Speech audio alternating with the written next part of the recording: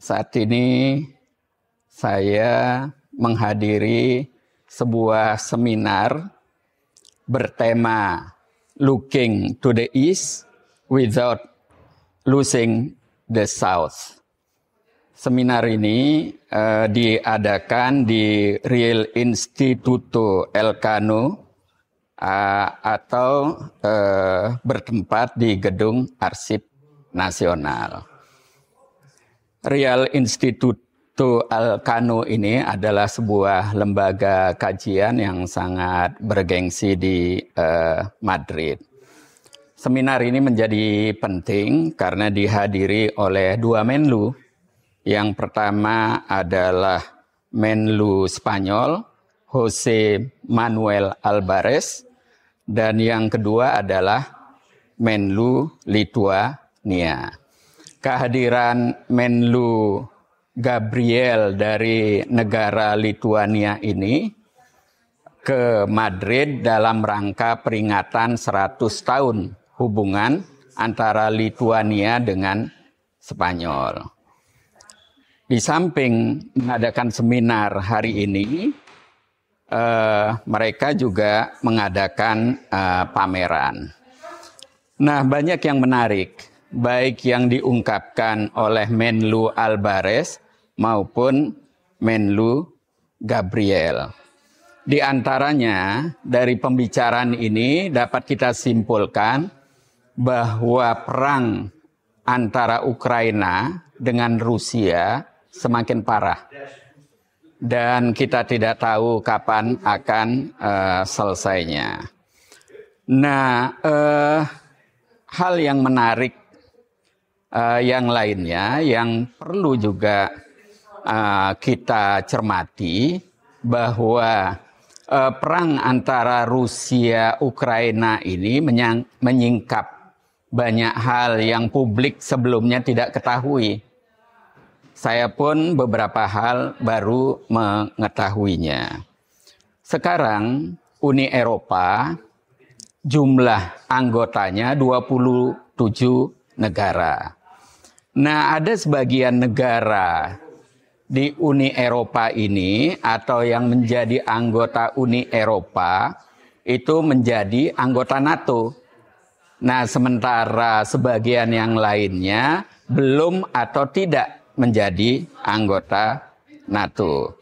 Karena itu, ketika moderator menanyakan bagaimana nanti arsitektur keamanan Uni Eropa, jawaban dari kedua Menlu itu bukan hanya berbeda, tetapi juga menunjukkan adanya ambigu.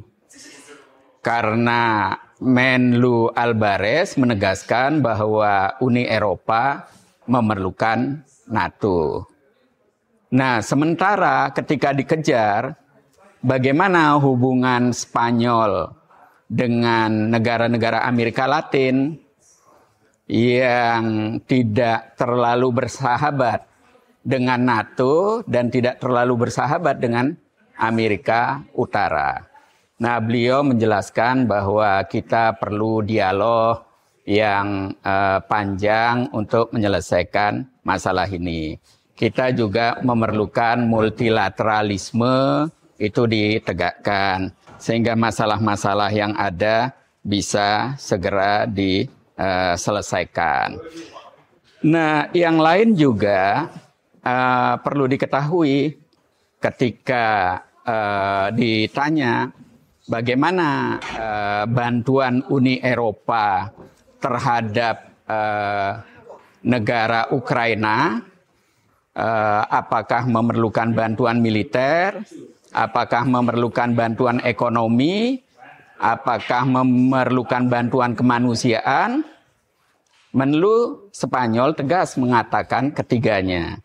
Sementara Menlu Lituania memberikan penekanan yang pasti mereka memerlukan bantuan kemanusiaan katanya. Nah, ada hal yang menarik lainnya juga yang perlu kita cermati. Menlu Spanyol juga menegaskan bagaimana arsitektur keamanan Uni Eropa ini dikaitkan dengan independensi Uni Eropa. Beliau juga jawab bahwa semua itu sangat ditentukan bagaimana akhir perang Ukraina ini, yang sampai sekarang tidak ada yang berspekulasi kapan akan berakhir, bagaimana akhirnya, dan bagaimana urusan teritori negara masing-masing. Nah, yang pasti Menlu Albares menyampaikan bahwa masalah Ukraina dan masalah Rusia saat ini sudah diselesaikan hanya oleh Uni Eropa saja. Tapi banyak negara perlukan untuk berpartisipasi sesuai dengan temanya, termasuk negara-negara Amerika Latin, negara-negara Asia.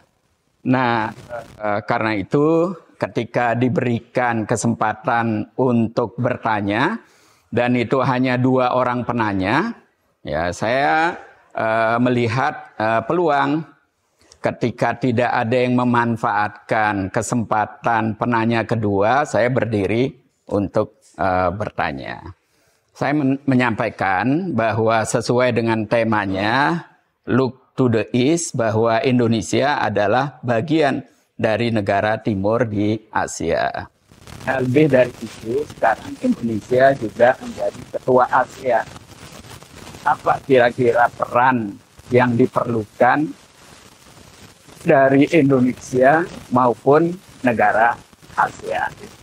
Beliau tidak langsung menjawab, tapi beliau memanfaatkan kesempatan ini di depan seluruh peserta yang banyak diantaranya adalah duta-duta besar, bahwa beliau mengapresiasi Indonesia sebagai sebuah negara yang independen. Dan Indonesia dinyatakan sangat sukses besar menjadi tuan rumah G20 Summit yang beliau hadiri dan juga dihadiri oleh Presiden Pedro Sanchez, ya.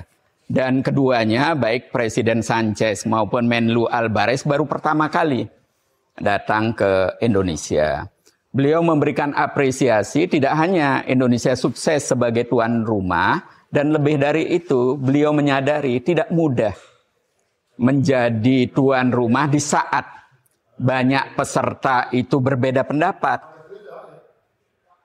Nah, disinilah kita harus berterima kasih kepada Menlu Albares yang secara terbuka menyampaikan. Dan beliau juga berharap peran Indonesia maupun ASEAN ke depan akan terus dilanjutkan dan bisa berkolaborasi dengan Spanyol yang sekarang memimpin atau sebagai pimpinan dari Uni Eropa. Saya kira apresiasi seperti ini patut kita syukuri, karena ini juga menaikkan leverage Indonesia di mata para dubes yang hadir, juga di mata masyarakat Spanyol, karena liputannya luas sekali. Dan apresiasi Menlu Albares kepada Indonesia itu akan ditindak lanjuti. Selesai acara, saya sempatkan untuk menyalami, dan beliau berharap bisa segera menindaklanjuti banyak hal. Bukan saja bagaimana mendekatkan Indonesia dengan Spanyol, tetapi juga bagaimana mendekatkan Uni Eropa dengan ASEAN, yang keduanya masing-masing sekarang menjadi pimpinannya. Mohon doanya dan dukungannya. Well, first of all, I want to congratulate your country for the very successful G20 presidency. I was there for the meeting of the Minister of Foreign Affairs, then with the President, and it was a real success in a very difficult moment. That the summit took place in a very difficult moment, and it was a complicated presidency.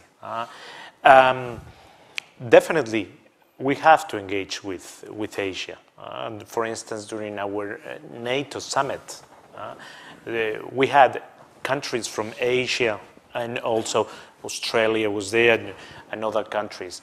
And the world is more and more going through Asia, and you have a saying in what should happen. How we should engage with you, probably as we are talking with the rest of the countries that are outside, if we can call it that, European Union, on the values that we share. You want peace as we want peace. You believe in equal sovereignty of the states as we do. You believe in multilateralism, all the things that are being challenged right now.